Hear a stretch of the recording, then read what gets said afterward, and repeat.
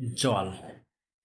আমরা বিশেষ করে একটি কথা প্রচলিত আছে যে জল বেশি বেশি খাবে বা বেশি বেশি খেতে হবে। আসলে এটা কি সঠিক? অবশ্যই না।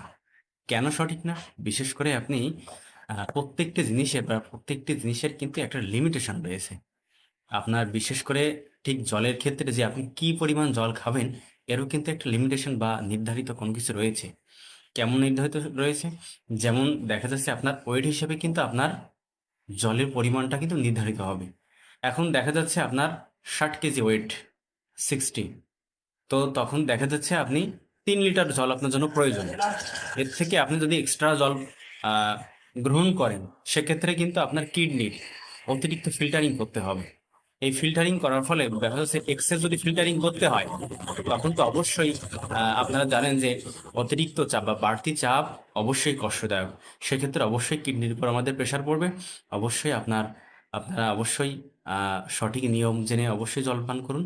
এবং বিশেষ করে ওজন অনুযায়ী, আপনার ওয়েট অনুযায়ী আপনার কিন্তু জল পান করতে হবে, জল খেতে হবে। তার থেকে বেশি খেলে আপনার কিডনির উপর প্রেশার পড়বে। তো অহেতু কিডনির উপর প্রেশার পড়লে অবশ্যই সেটি খারাপ বা ক্ষতি, আপনারা সেটা অবশ্যই ভালো জানেন। অবশ্যই নিয়ম মেনে বা ডাক্তারবাবুর পরামর্শ নিয়ে অবশ্যই এটি লিমিটেশনের মাধ্যমে গ্রহণ করুন জলটা। তেমন ধরনের শর্টস দেখতে ডক্টর সজিতকে ফেসবুক, ইউটিউব এবং ইনস্টাগ্রামে ফলো দিয়ে পাশে থাকবেন। ধন্যবাদ।